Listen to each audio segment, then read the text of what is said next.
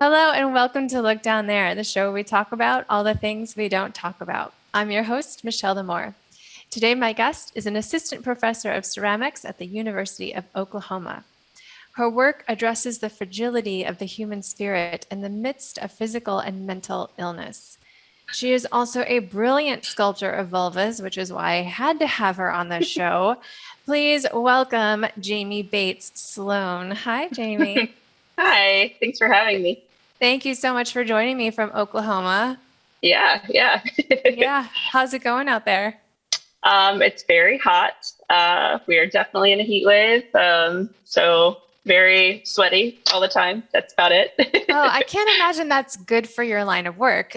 I've never done ceramics, but I think Mhm. there's like a lot of heat involved. Yeah.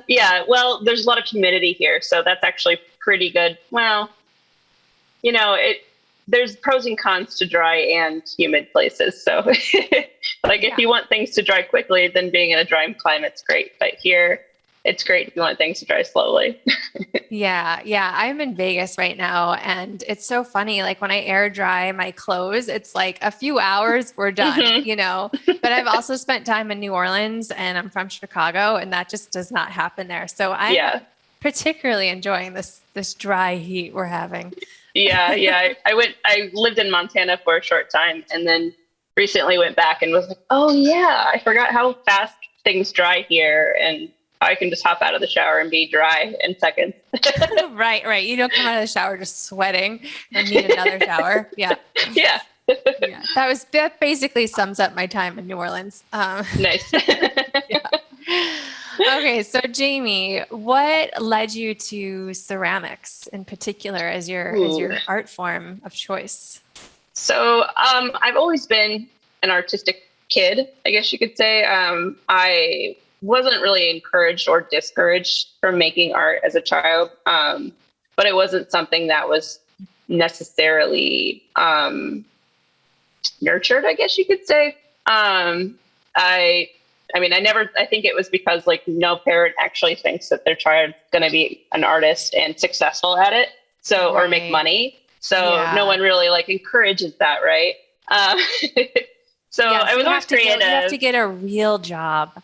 Right. Mhm. And there was a lot of emphasis on athletics when I was a kid. And that was mostly because I grew up in the Midwest and, football is life and and everything else in between.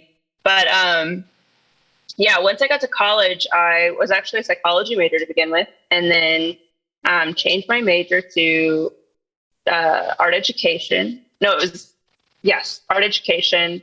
And then I finally changed my major to studio art after I realized I did not want to jump through the hoops that the state wanted me to jump through to teach children how to make art. I was like, I know how to do this. I don't need you to tell me how to do it.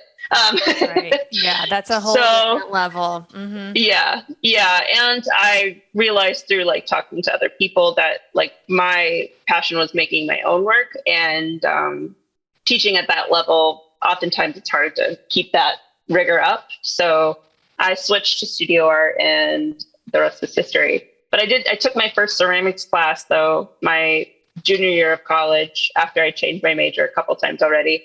And I took it because it was a requirement for my major, not because I was particularly interested. I didn't even really know what the class was. Like most students go in, they think, oh, I'm just going to make a set of bowls, right? Cups, bowls, that sort of thing. But I had the pleasure of having a crazy professor who was she was phenomenal. She taught mostly sculptural practices. So that's kind of where it all started, right? Like I was always good at drawing representationally and things like that, but never really good at thinking of um, compositions organically. But once I started in ceramics, there was just something about like sketching something and then recreating it. I was like, this is clicking, this is working. So I just kept taking more and more classes. And the deeper you get into ceramics, like because it's just like a never-ending medium, you get stuck. Hmm. Yeah. Yeah, that's true. You don't really see a lot of sculptural ceramics. Like Hmm. you like you got the bowls and the cups and all that. But the only other sculptural ceramic that I can see in the mainstream, and I know you know what I'm going to say, is Jonathan Hmm. Adler, right? So, Hmm. he's got the boobs and the butts and the, Hmm. the vase of butts. But I hadn't ever seen anything like what you're doing, and Yeah. so of course that caught my eye. Um, Yeah. but what led you to Oklahoma? Did you grow up there or? I actually grew up in Missouri, and then Okay. like long story short, well, I guess it's a long story. I can't really make it short, but yeah, I grew up in Missouri, went to school, an undergrad in Missouri, and I went to graduate school at the University of Kansas, where I got my MFA in Hmm. ceramics. And then I taught at Truman State University in Kirksville, Missouri, and then moved back to Kansas City. Like that's where I'm. I say I'm from Kansas City, but I'm from an hour north because no one knows where Cameron, Missouri is. Yeah, yeah, I get that. Yeah, but yeah, so moved back to KC. Did a residency, taught at a bunch of universities there. Adjunct teaching, you have to piece it all together to make a living, you know. Mhm. Um, and then I moved to Montana for about 3 years and just worked as an artist there, and worked alongside my mentor, Beth Kavanagh. Um, her work, her work is actually like incredible. And if you want to see some amazing ceramic sculpture, look up her work. She taught me almost everything I know about building solid for sculpture, Mhm. and really taught me how to work as an artist and how to market myself and my work and those sort of things. And she's supported me a ton. But yeah, after we lived there for about 3 years, I got my position as assistant professor of ceramics here at the University of Oklahoma. So I've been here for the past 3 years. This is my starting my fourth year of teaching here. And I love it. Like Yeah. I've always liked teaching, but for some reason, like getting into a full-time position where I have graduate students and it's more in depth and my students are much more dedicated than the ones I've had in the past. It's a completely different playing field. It's Yeah. really great to be around people like that. Yeah, right. To get inspired. And I think as an artist, Hmm. it's always so important to be able to feed and nurture your inspiration. It's like if you're not around that, your art just takes a dive, right? And Right. so it's good to have that community around you and that you're involved in nurturing them and they're also nurturing you. Hmm. Hmm. Yeah. Yeah. It's well, ceramics is a largely community-based uh, medium anyway. Not a lot of people can afford to buy their own kilns and wheels and things like that. So oftentimes there are community studios. So that's what's really lovely about clay is that it's always about people that you surround yourself with, and then you find your own little clay family. Really, Your clay yeah, family. I love yeah. it. Love it. I love it. Oh, that's such a good point. I hadn't thought of that, that you all have Hmm. to come to one location because, yeah, who Yeah, has that kind of money to spend on their own studio? exactly. Yeah. Not a lot of people. Right. Oh, Yeah. yeah, that's great. So that's good. So you get to create kind of at the same time, as a soloist, but also as a collaboration in Hmm. a way. Yeah. And I don't know what it is about ceramic artists in particular, but we love showing off like what we've discovered or found or our techniques or a way of making things. We love sharing. I should say sharing instead of showing off, but I think it's a little bit of ego involved too, you know? Yeah. Well, we But all like to yeah, discover new things and share that, right? exactly. Yes. But it's so exciting whenever you get to like, when you find something that you're excited about, you can go show your students and vice versa. And we all just feed off of each other. Like I've done multiple residencies and every one of them has been extremely helpful in my work because I've learned, certain tidbits from other people or gotten advice from other people. And I hang on to those things. And so it's been really amazing because I feel like through that I have so much information and things like that to be able to give back to my students. So Mhm. yeah. Yeah, and you talk about addressing the struggles of physical and mental illness. So I'm Hmm. curious how you have found your art to be healing and how your art speaks to those issues. Yeah. So when I was living in Montana, I was in a pretty dark place. My work has always been about like the physical body and kind of the mental toll that like cancer and things like that take on you or your family. Mostly based off of my own family's history with cancer. It's kind of been a prevalent thing in our history. So that's where it all kind of started. And then as I got older and further into my body of work, and then living in Montana and dealing with lots of change and dealing with um, uh, seasonal depression. Oh, that's real. That was a real problem there. So I just went like into a deep dark hole. So like anxiety took hold. Also being in the community I was in, it was lovely, but it was also so clay centric that it felt like there was always competition and it just wasn't a good place for me mentally. So a lot of my work started referring back to like my own mental states, right? And then that just snowballed. That's just continued from then on since about 2017.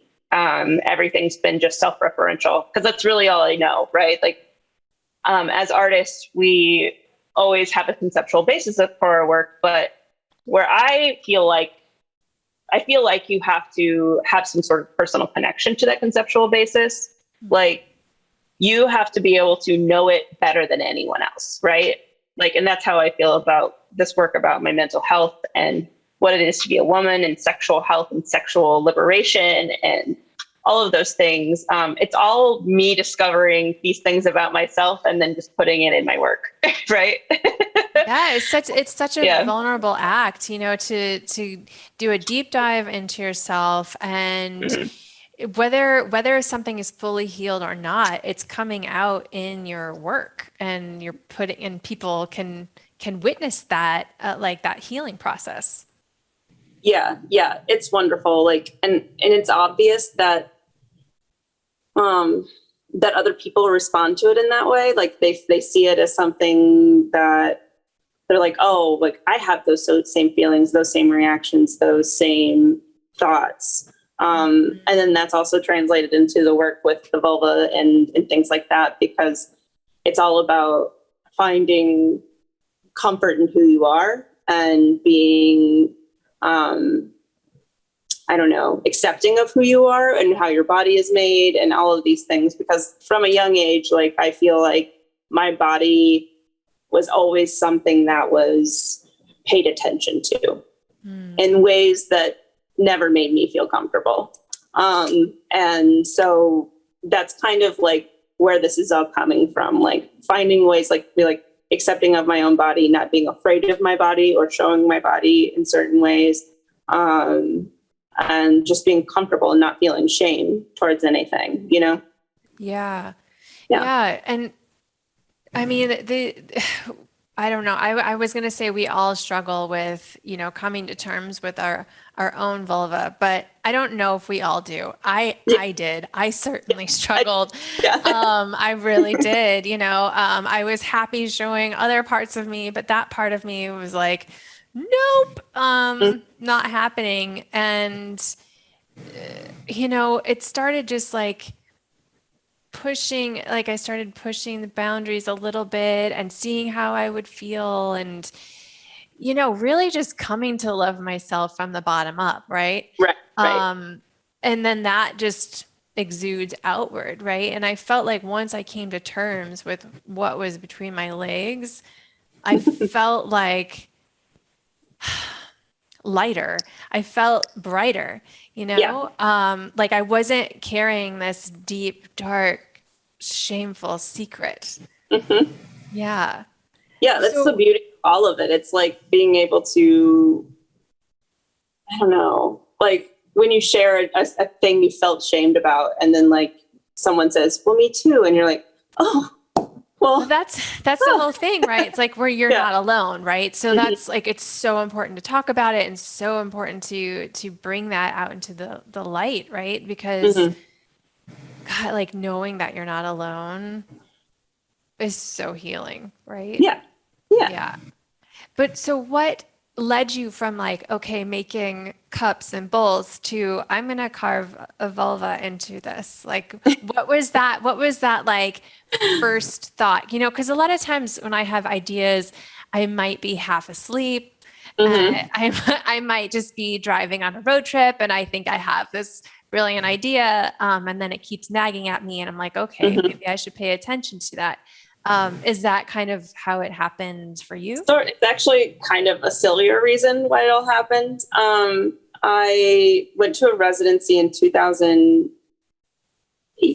No, it was 2017. Wow, that was a long time ago. So I've been doing this for a little while. And so I went to this residency and I was broke at the time. So I was having to take off 2 weeks of work to do this residency. So I was like, how can I make this thing pay for itself? Right. So I was like, I'm going to start making jewelry. And I love sculpting little body parts. It was perfect, right? Like, and I started with hands, feet, eyes, mouths, noses, your run-of-the-mill body parts. The accessible, less scary body parts. Yes. Ones that aren't covered up. Right.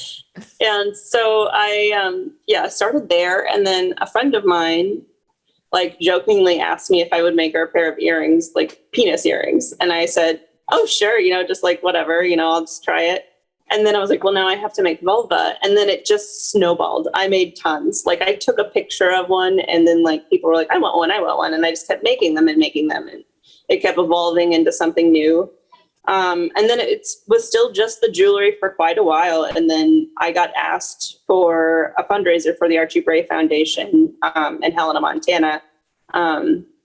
They asked me to make 2 cups for their cup auction. And I had never made cups before, like not for, everyone. I don't know, not to like as my work, like, right. Not at least for, I don't know, 6 or 7 years.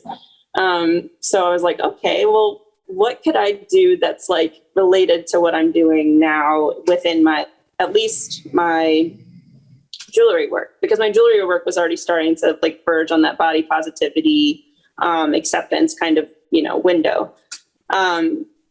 And so, so I started making cups. Like I made a couple cups with mouths on them and, like they were beginning to look a little like they were sexual in gesture. And then like, the more I just started pushing the envelope, the more people were really receptive to it. And the more like people seemed really into it, the more I did it. Like, I was like, these people are giving me permission. Right. So I was always gauging like, what can I do? What can I do? And then like, I think I finally like blew through the line when I started making the self-love cups. Cause people were like, oh, she's talking about sex with yourself. And I'm like, yes, it's all about you, not about anybody else, not about, this is not about the male gaze. These are not for, men can buy them, men can enjoy them. I don't care. But this work is not for men to make comments about sexual comments. Right. I get a lot of those on Instagram. I'm sure. Mm-hmm. And it's like, and they'll be like, oh, that one looks all used up or something like that. Or, oh my God. I have to refer back to like, that actually has nothing to do. And I was like, these are shaped the way they are from the get-go. Like, just. Wow. Oh yeah. My God. But there have been women who've made comments like that too. But I have an amazing following on Instagram and they usually clap back at people before I even have the chance. So, but yeah, like I've had people tell me, I had someone close to me tell me like, your work's just not for me. And I told him and I was like, you're a 55-year-old man. You're right. It's not for you. And that's such a good lesson because not everything has to be for everyone. Exactly. Right? Like you are doing what you love and the people that you want in your life are attracted to that because you're being true to who you are. You're shining that light and the people that want that truth are attracted to that truth or come into your life, right? It's like a big magnet, right? Yep. So maybe you don't want that guy. Who cares? It's not for him, right? Yeah. Right. It's not. Yeah, but I call myself a recovering vulva hater, and I feel when I hear you say like women make bad comments as well, I'm just like, oh, honey, they just hate themselves. That's Yeah. what's going on, And they've been brainwashed and think that like these things that they've been told by men are Yeah. true. Right. Yeah, yeah. So, hopefully that they will come around. But I Mhm. definitely empathize with that because I feel like that was always my reaction if I saw something quote unquote explicit. I would just Mhm. recoil and like, Yeah. oh, that's not, I couldn't face it, but mostly it's just because I couldn't face myself. Yeah. I mean, truly, yeah. I remember, I don't know how long ago it was, but actually when I was in graduate school, I sculpted myself nude, but I sculpted myself with underwear on, right? Mm. And one of my professors asked me why I did that, right? And I said, like, I was just like, well, it's more about like being examined in a doctor's office. And it's that vulnerability that you feel like you always keep your underwear on. And I made reasons for it, but I don't really know if they were really legit. I think it was just my fear of showing those parts of my body.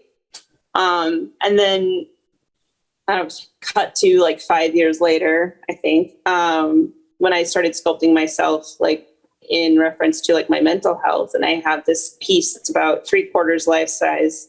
So what's crazy is like I work like large and very small. Mhm. Like both of them feed different parts of me. But so this very large piece that's it's not quite life size, but it's pretty darn close. It's me completely nude, like as if I were laying on an examination table, but this time no underwear, right? And I was like very anxious about sculpting that part of my body. Not like my legs were spread open, but even just showing, nothing there. Like it was just like that made me so anxious, right? And then once I put it out there, like I was like, all right, whatever, it's out there. People know what I look like naked. I mean, but it's a sculpture, and it's so far removed that it's not. It doesn't feel as intimate or as exposing as, like, say, standing in front of someone nude or being photographed nude. I don't know if I'll ever get to the photograph nude part of my life, but baby steps. Yeah, Do I? yeah. And there, and baby steps to what? Where are we going? It's Yeah, wherever you want to go, exactly. there's no reason to step over things you're Yeah, yeah. not Not interested in. with, yeah. Yeah. Yeah. I mean, I remember when I was first starting out, I was doing art modeling. And then after one of the art modeling sessions, the teacher did some like artistic nude photos. And I got the photos and I like them. But then he said, I really wish that you would shave because it's just a better line. And I was just like, how Yeah, dare, I was just so upset because yeah. like to me, that was a line for me was like shaving and showing it completely, Hmm. out there. Like to me, the hair was a little bit of protection, like a Yeah, little I bit mean, that's of, what it's supposed to do, right? yeah, like a little barrier. Like, Hmm. yeah, it's out, I'm here. Um, but yeah, all of my posing would be like really tight legged and I didn't want to see the silhouette of the bells, so to speak. Right? Yeah. But yeah, so that I mean, I've since, shaved and I do all different kinds of styles. Right. I had a pandemic bush that was like rockin', Jamie. For me anyway, it was rockin'. It's a very rare thing that I have time and space to really grow it Yeah. out. So Yeah. I took advantage. Nice. So where do you get your models or your inspiration? um, Do you commission, do people come to you and say, "Hey, yeah. can you do me?" Like what happens? Surprisingly, you can find a lot on the internet. Oh, yeah, Yeah. sure. Right. Okay. So I use a lot of references from just photographs on the internet. Luckily, there have been many photographers that have done series like this before. So I'm using a lot of that like a lot of photographs from those. Yeah, any references I can find. Not too hard to find those references anywhere. Yeah, But it is sure. hard to find ones that are actually representational of actual women, like Right. women, everyday women, right? That's like one issue with porn. You know, we all know this. Not all, I guess not everyone does, obviously. Yeah. But like one issue with it is that, like, you know, it promotes a certain type of vulva and vagina that isn't, it just doesn't, I mean, it exists, but only for a few people, you know? Right. Yeah. Yeah. It's a very narrow portrayal of you know, the vast variety that we have. Yeah. Oh, I just love getting the questions of like, do they really look like that? And I'm like, yes. I'm looking directly at an image. I mean, I'm not the most skilled sculptor in the world, but I'd like to say I'm skilled enough to completely like to get the image to the piece. Yeah, it's interesting because people just don't think like. And then I've had one person ask me too if they were all mine.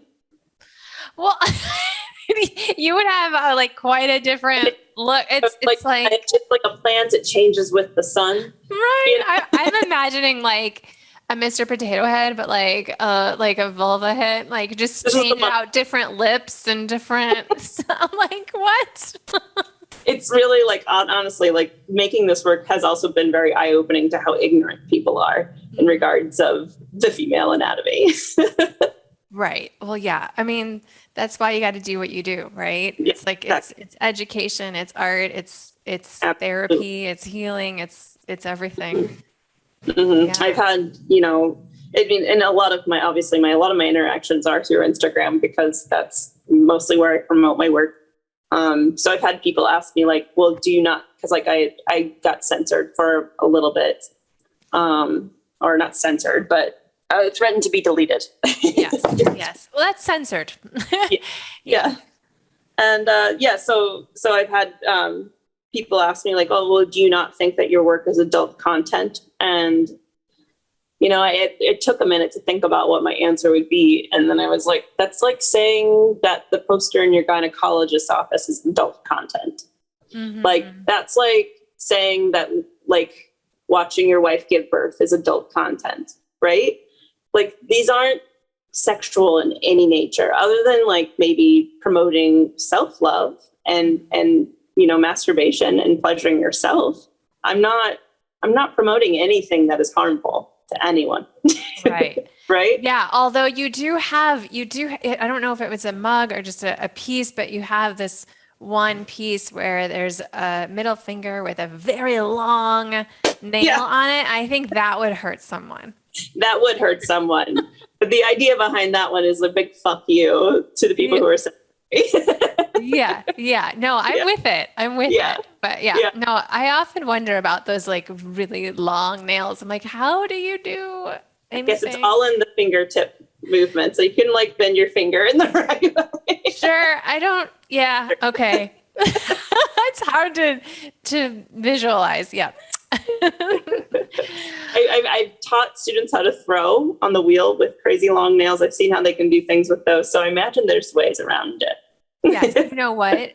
There's always a way. Like we're very smart. We adapt. Yes, we adapt. If we want it, we'll get it done. And, you know, end of story.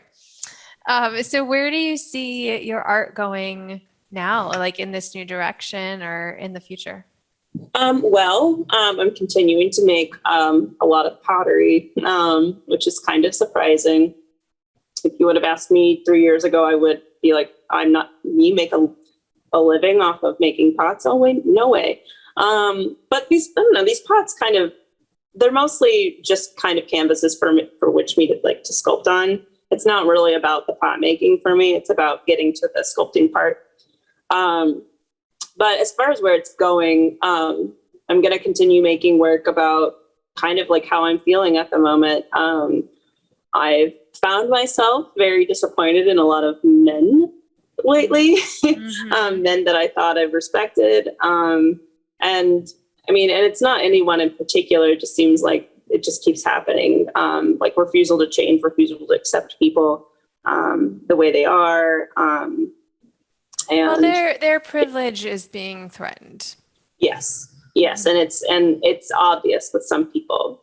But so I've been thinking about work about that, but I have a couple shows coming up, and I'm making a lot of work with porcelain, including sculpture with porcelain, which is kind of new to me. I usually, when I work in a sculptural practice, I use a different kind of clay body. So switching to strictly porcelain for a little bit is going to be a little scary because it's a little finicky.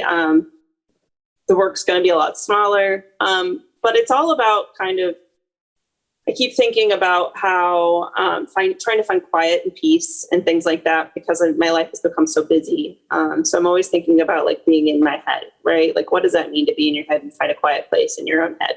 That's like near impossible for me. So I'm always thinking about that as far as regards to like my mental health. But as far as like the vulva work and the pots go, I have ideas for lamps that are actually in process. Amazing. So really like pushing the translucency of that clay body and playing with that. I've got ideas for sets and things like that. That's what's been really nice about stopping my pre-order situation, because previously I've been doing that. But I have a show coming up where they want 35 to 40 pieces. So I had to stop all of that so I could focus on just making. But it's allowing me to explore new ideas and explore with new glazes and new techniques and things like that, and new designs and compositions. Yeah. Nice. So tell me about this show you have coming up. Will we be able to see any of these pieces? Will we be able to see things online if we're not? Mm-hmm. Okay. Yes. So, well, I have about three exhibitions in the next few months. So I've got one exhibition that'll be opening mid-September at Able Contemporary. It's their invitational. I also have... Is that in Oklahoma? I'm sorry. Able Contemporary is in Slaughton, Wisconsin. But there's a link to all of these galleries in my bio on my Instagram. Okay, cool. So I've got that show at Able Contemporary. I got another show at the Dairy Barn Arts Center in Athens, Ohio. That is another invitational. There will be some cups for sale through that. Also some sculptures. Mostly sculptural work at the Able Contemporary show. Forgot to mention that. And then I also have cups that I'll be sending to Able Contemporary for an exhibition in November. And then in December, I have an exhibition with Charlie Cummings Gallery in Gainesville, Florida. That's going to be an online feature. So it's going to be, all the work is going to be online. So it's all fairly small scale in the $1,000 to like $200 price range. And that's where I'll be like, the lamps will be. I'm hoping they'll be done by then. I've got one that I just finished up building, and I'm really excited about it. That's great. Wow, that's a lot happening. That's a lot of work, a lot of pieces. Oh my gosh. And you're talking about the quiet mind. I'm like, oh, honey. January 2022. That's when you find your quiet. I know, right? I know I don't have much planned after. Well, I do have a solo show next year at Applied Contemporary in San Diego, or not San Diego, Oakland, California. So I'm keeping myself busy. Like, things are really good for me right now. I'm in that position where I start saying no to things. So, and I like being there. Like, that was where I was trying to get to. So that's amazing. That's wonderful. Yeah. Congratulations. Yeah. Thanks. And thank you for not saying no to me and doing the show. Yeah, I appreciate it very much. Yeah. I only was able to listen to one episode, but I listened to the last episode, and I learned so much from it. And I was telling everybody about lifting the skirt. Right. I know. Oh my gosh. The book is just packed. It's packed full of goodies. It's just like, what and what, Yeah. I was really excited to do this. So yeah, thank you for asking me. And I saw that you worked with the Vulva Gallery too. And I love her work as well. So. Oh yeah. Amazing. Yeah. Yeah. Well, Jamie, if you ever need a model, I'm up. I'm up awesome. For it. Yeah. I have done one custom piece. I've only been asked to do one custom piece before. And I was like, yeah, like just send me a photo, like don't include your face or anything, just of the vulva. And it was just a pendant and sent it back. It was really cute. Like I was like, oh, she gave it to her partner. It was wonderful. Oh, Oh, that's so great. Okay. Yeah. Well, that's good. Gift ideas. Uh-huh. I like it. Yeah. Oh, actually, I did. It was for our anniversary, and I did one of those. It's like the molds, like I forget what it's called. It's like pussy something. It's like a mold. Yeah. And so I tried to do this like all secret like. And I went upstairs and put in the goop together and like sitting in this scoop and like holding it there. And the first one did not work out at all. Yeah. And I'm so glad that I bought two Yeah. because, yeah, and I made a huge mess. Like that. Huge. And I'm like sneaking around doing this art project with my vulva upstairs and then hiding it in the closet. And then I bought this nice little box to put my box in. And Uh-huh. and so I like put little fabric and peacock feathers and then the mold. That was the gift. I love it. That's great. Yeah, like I actually thought about recently doing something like that, like having some sort of like pre-order where you can pre-order, a custom like of yours for someone else, or like Mhm. of yours for yourself, so you can like admire yourself every day. I don't know, and I mean, crazy because I didn't think that this was going to be what it is. I thought, like, sure, this is fun. This is kind of cheeky. And then like, the more I did it, the more I sculpted the things on the things. And, it just, like I said, snowballed. And like, the more acceptance I got for what I was doing, the more I was like, all right, well, I don't really need your approval, but it's nice. Yeah, right. Yeah. So it's working, healing your insides and also Totally. healing Yeah. the world. Yeah, Yeah. keep going. Made me honestly not afraid to be myself, and Hmm. remember to like not live up to anyone else's expectations, because this is definitely not what my family wanted for me. But Oh, same. yeah, 1,000%. I'm so happy, and I feel like I am as successful as I mean, not, I would love to continue with more success, but I feel like I'm in a pretty good place right now. It's like, I'm like, you know what? Like, I did things my way and it turned out just fine. Yeah, yeah. And that's not to get on too big of a tangent, but the idea of success, like what is Right. that? And Right. it's like, okay, you are successful. You're doing this. This is your Hmm. job. This is your passion. This is your art. You're living off of it. Like Hmm. you made it. This is it, Yep. I'm right? teaching and making art, and that's all I could have asked for. Yes, Yeah. it's fantastic. Yeah. Well, Jamie, where can we follow you on Instagram or what's your website? Tell us where So to go. follow me on Instagram at Jamie Bates Slone. And you can find me on the internet at www.jamiebatesslone.com. And yeah, those are the two places. And if you want to find my work, please sign up for my newsletter. I'm going to be sending that out shortly with all of the dates and galleries in which you can find my work, because usually things go quickly. So folks have to act fast. Great. Well, thank Yeah. you so much, Jamie. Totally appreciate it. I'm looking forward to seeing all of your new pieces. Yeah, thank you. Yeah, it was a lovely talking to you, and thanks for asking great questions. Yeah. Well, thank you. All right. All right, everyone. It's time to spread your legs and spread the love. Follow us, like us, love us, subscribe, share, do all the things. Go ahead and follow Jamie, and you can follow us at I Look Down There or follow me at Michelle Lamore. And remember that confidence comes from the bottom up. So grab a mirror and look down there.